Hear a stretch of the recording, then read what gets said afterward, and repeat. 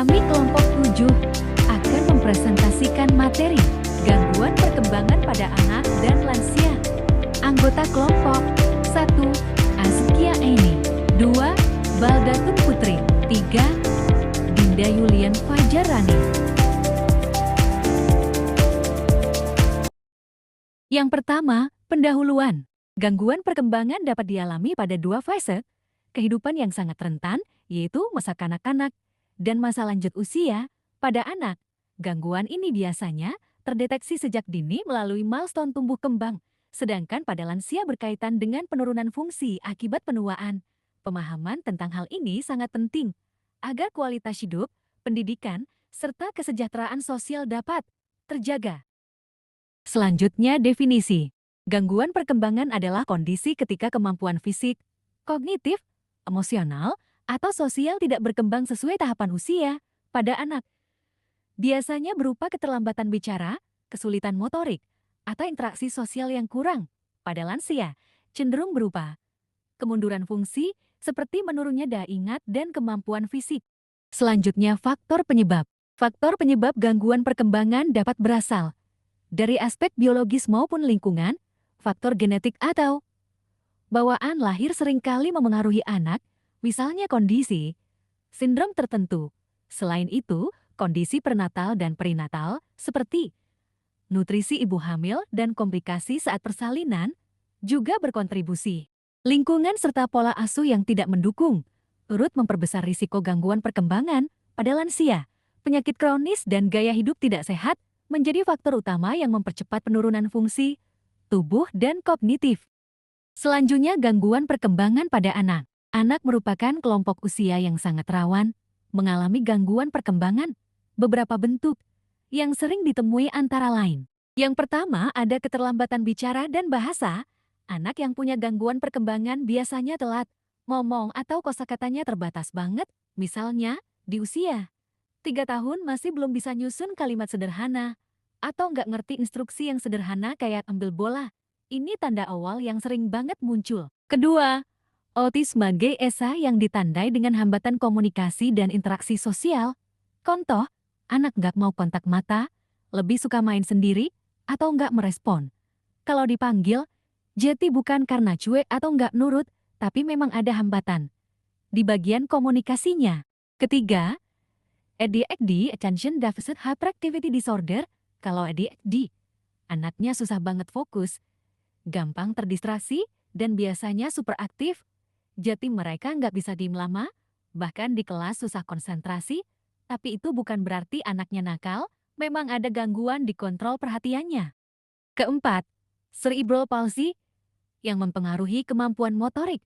Anak dengan cerebral palsy biasanya punya kesulitan mengendalikan otot, misalnya jalannya kaku, susah koordinasi tangan, atau ototnya lemah, jadi butuh latihan fisik khusus untuk membantu mereka. Yang terakhir, gangguan belajar disleksia, disgrafia, diskalkulia. Gangguan belajar juga termasuk ya. Disleksia itu kesulitan membaca, jati huruf atau kata bisa kebalik-balik. Disgrafia itu kesulitan menulis, tulisan jati susah dibaca atau nggak rapi. Diskalkulia itu kesulitan menghitung, jati susah banget memahami angka. Anak dengan kondisi ini biasanya kesulitan mengikuti pelajaran di sekolah. Selanjutnya, gejala pada anak.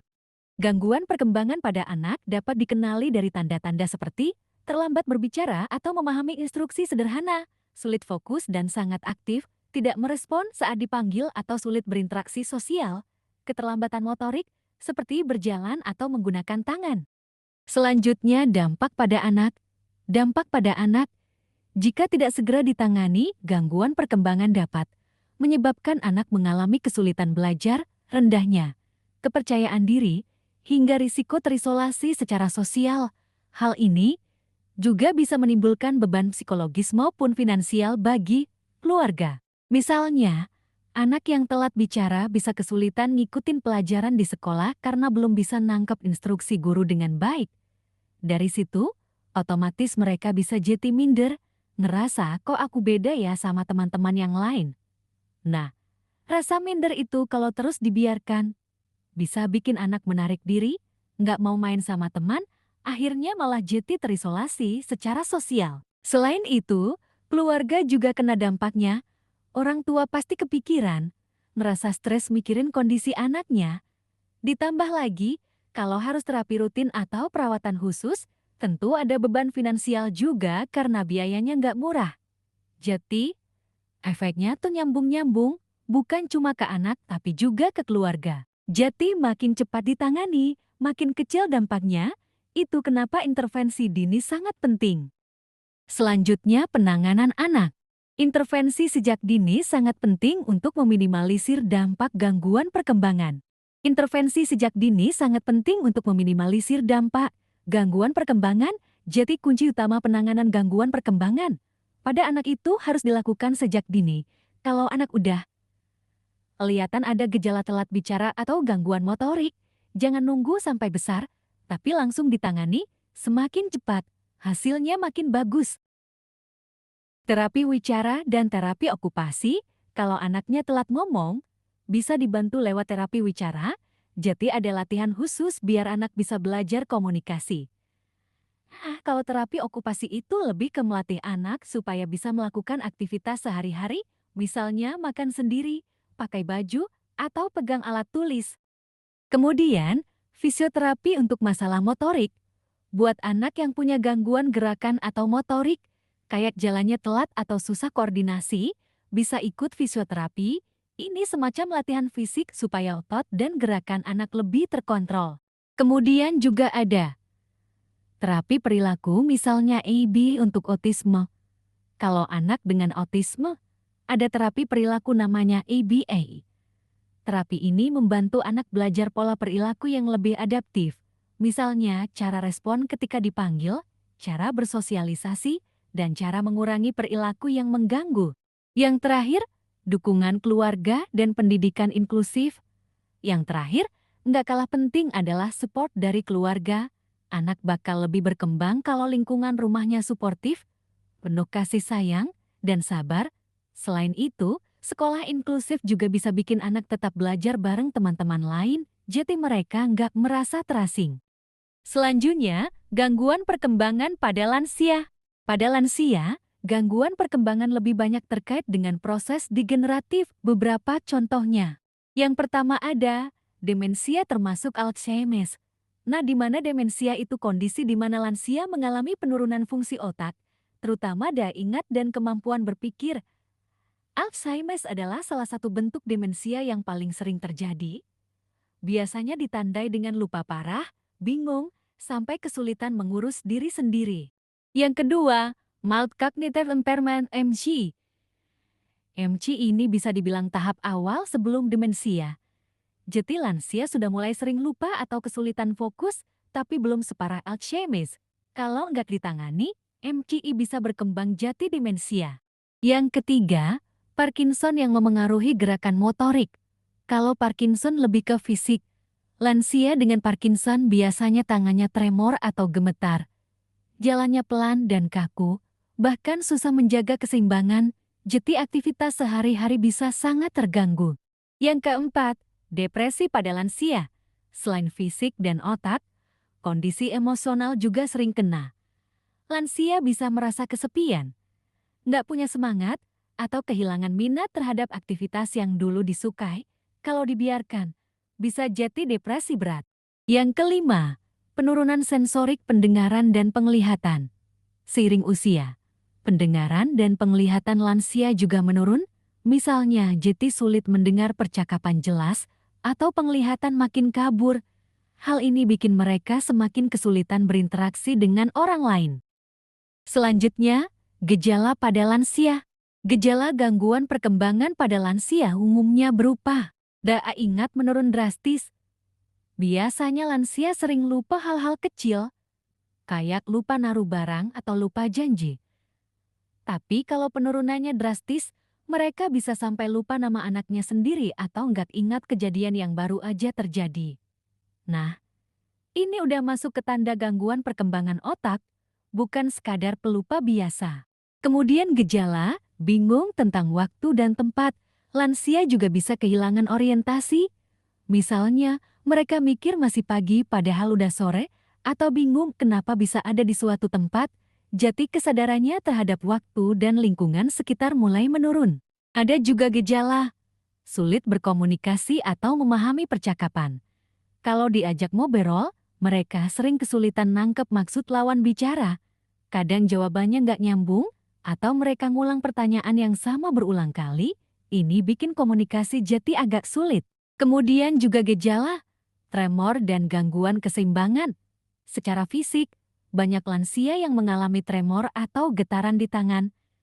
Jalan mereka juga jetik goyah, gampang jatuh, bahkan susah menjaga keseimbangan. Makanya risiko cedera pada lansia lebih tinggi. Yang terakhir, perubahan suasana hati dan munculnya depresi. Bukan cuma fisik dan kognitif, emosi mereka juga ikut berubah. Ada lansia yang gampang marah, ada juga yang sering merasa sedih atau kehilangan minat buat beraktivitas. Kalau ini dibiarkan, bisa berujung ke depresi. Selanjutnya, dampak pada lansia. Gangguan perkembangan pada lansia menyebabkan penurunan kualitas hidup. Banyak lansia menjadi tergantung pada orang lain dalam aktivitas sehari-hari, lebih rentan jatuh atau cedera, dan keluarga menanggung beban emosional maupun ekonomi. Selain bikin kualitas hidup turun, gangguan pada lansia juga sering bikin mereka kehilangan rasa percaya diri, kesepian, bahkan merasa nggak berguna. Kalau keluarga kurang sabar, hubungan juga bisa renggang. Jadi dampaknya bukan cuma fisik, tapi juga ke mental dan sosial mereka. Selanjutnya, penanganan lansia. Tips ada terapi yang benar-benar menyembuhkan, namun langkah-langkah ini dapat memperlambat penurunan fungsi, seperti stimulasi otak melalui membaca, menulis, atau puzzle.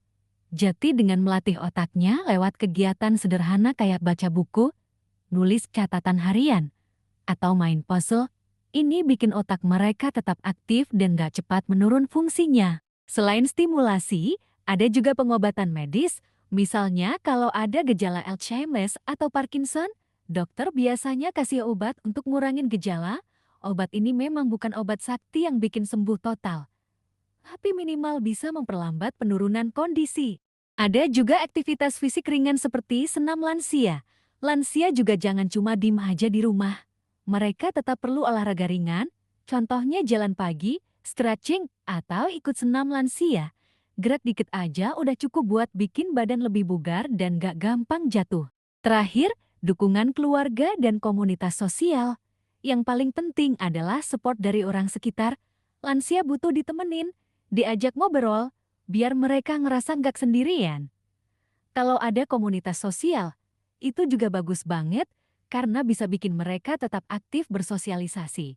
Soalnya, kalau mereka kesepian, kondisinya bisa makin parah. Selanjutnya, pencegahan gangguan perkembangan pada anak dan lansia. Upaya pencegahan penting dilakukan sejak dini. Pada anak, nutrisi sejak kehamilan, imunisasi, stimulasi perkembangan, pendidikan yang mendukung. Sedangkan pada lansia, pola hidup sehat, kontrol rutin penyakit kronis, tetap aktif secara fisik dan sosial.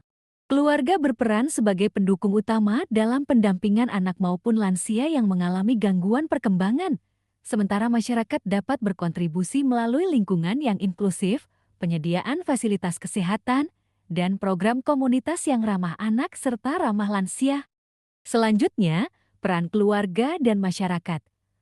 Keluarga jadi support utama, baik untuk anak maupun lansia.